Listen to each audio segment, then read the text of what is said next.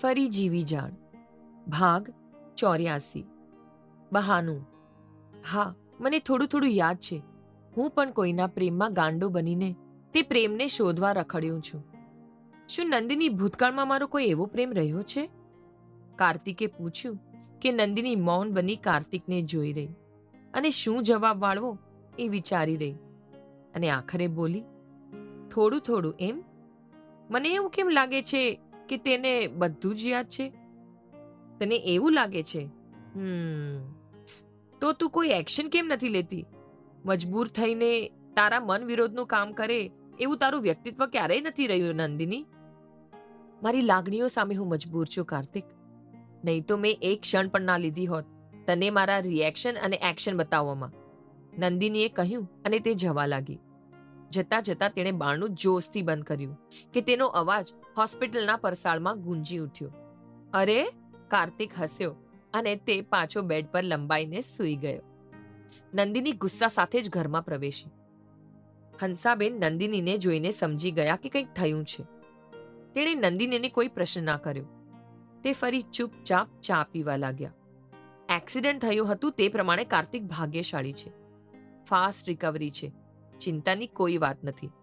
ડોક્ટરે કાર્તિકની તપાસ કરીને આવીને જીતેશભાઈ અને હંસાબેનને જણાવ્યું. અને તેની બ્રેઇન ઇન્જરી? હંસાબેન અચકાટ સાથે પૂછી રહ્યા.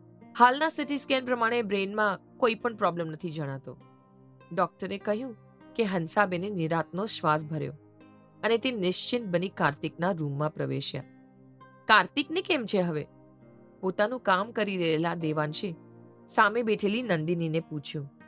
તેને કંઈ નથી હવે, બરાબર છે તે. લેપટોપમાં મથતી નંદિનીએ ઊંચું ઉપાડ્યા વિના જ કહ્યું. દેવાંશ હસ્યો અને બોલ્યો, શું આ એ જ નંદિની બોલે છે જેણે કાર્તિક માટે રડી રડીને આંખો સુજાડી દીધી હતી? લેપટોપ પર ચાલતી નંદિનીની આંગળીઓ અટકી અને તે ગંભીર થતા બોલી, ત્યારે હું સાચે ડરી ગઈ હતી ભાઈ. જો તે એટલો ઇમ્પોર્ટન્ટ છે તારા માટે તો બીજી વાર તેને ખોવાની ભૂલ ના કરતી. હું શું કરું ભાઈ? એ મારી સાથે વ્યવહાર જ એવો કરે છે. નંદિનીના ચહેરા પર નારાજગી વર્તાઈ રહી. તું પણ પાછી નહીં પડતી હોય, તું પણ એને વળતો જવાબ આપી જ દેતી હોઈશ, હે ને? દેવાંશે હસીને પૂછ્યું. હાસ તો હું શું કામે પાછી પડ્યું? હા તો બસ, ખોટી ફરિયાદ ના કર. દેવાંશ આગળ કંઈ બોલે તે પહેલા જ તેના લેન્ડલાઇન ટેલિફોન પર રિંગ વાગી. દેવાંશે ફોન ઉપાડ્યો. ક્લાયન્ટ હમણાં જ પહોંચશે સર, અંગદે પૂર્વ જાણકારી આપી. સારું, હું આવું છું, દેવાંશે કહ્યું અને ફોન મૂકી દીધો.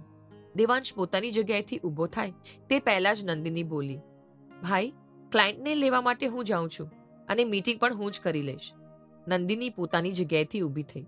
જો તું આમ મારું કામ કરતી રહીશ ને તો મને તારી આદત થઈ જશે. પછી હું તને જવા નહીં દઉં. દેવાંશે નંદિનીને ચેતવતા કહ્યું. તમે એકવાર મને રોકીને તો જુઓ, હું રોકાઈ જઈશ, નંદિનીએ સ્મિત સાથે કહ્યું અને તે જવા નીકળી ત્યાં જ દેવાંશ ફરી બોલી ઉઠ્યો. સાચે? નંદિની, તું મારા કહેવા પર રોકાઈ જઈશ? હા, મેં કહ્યું તો કહ્યું, નંદિનીએ પાછળ વળીને વિશ્વાસ સાથે જવાબ આપ્યો. આ વાત યાદ રાખજે, દેવાંશે હસીને નંદિનીને કહ્યું અને નંદિની પણ હકારમાં માથું હલાવી જતી રહી. નંદિનીને વારંવાર ગુસ્સો અપાવી હેરાન કરવાનો શું મતલબ? હંસાબેને સવારથી પોતાના મનમાં ચાલી રહેલો પ્રશ્ન કાર્તિકને પૂછ્યો. હું મારા પ્રેમને પરખવા માંગુ છું માં, કાર્તિકે સહજતાથી જવાબ આપ્યો. પ્રેમના પારખા ના હોય કાર્તિક, હંસાબેને કહ્યું કે કાર્તિક બોલ્યો. નહીં માં, હું હવે નંદિની પાસેથી પ્રેમ નથી માંગવા ઈચ્છતો. હવે હું ઈચ્છું છું કે નંદિની સામેથી મને પ્રેમ આપે. જાણું છું બેટા કે તું તેના પ્રેમનો હકદાર છે, પણ તારું વર્તન ક્યાંક વધારે તને તેનાથી દૂર ના કરી દે, હંસાબેન ચિંતિત થતા કહી રહ્યા. માં, પ્રેમની એ તો નિરાળી વાત હોય છે. ખબર હોય છે કે હેરાન થઈએ છીએ, છતાં આપણે એ તરફ આકર્ષાઈએ છીએ. કાલે નંદિની થાકી હોવા છતાં મને મળવા આવી. જો એ ના આવી હોત તો એ ઊંઘી ના શકી હોત અને હું પણ, કાર્તિક હસતા હસતા કહી રહ્યો. હંસાબેને વાલથી કાર્તિકના માથા પર હાથ ફેરવ્યો. આજે મેં તેને ખૂબ જ ગુસ્સામાં જોઈ. માથા પર પ્રેમથી ફરતો પોતાની માનો એ હાથ કાર્તિકે પોતાના હાથમાં લઈ વિશ્વાસ સાથે કહ્યું. માં, ચિંતા ના કર, એ ફરી અહીં આવા કોઈ બહાનું શોધી જ લેશે.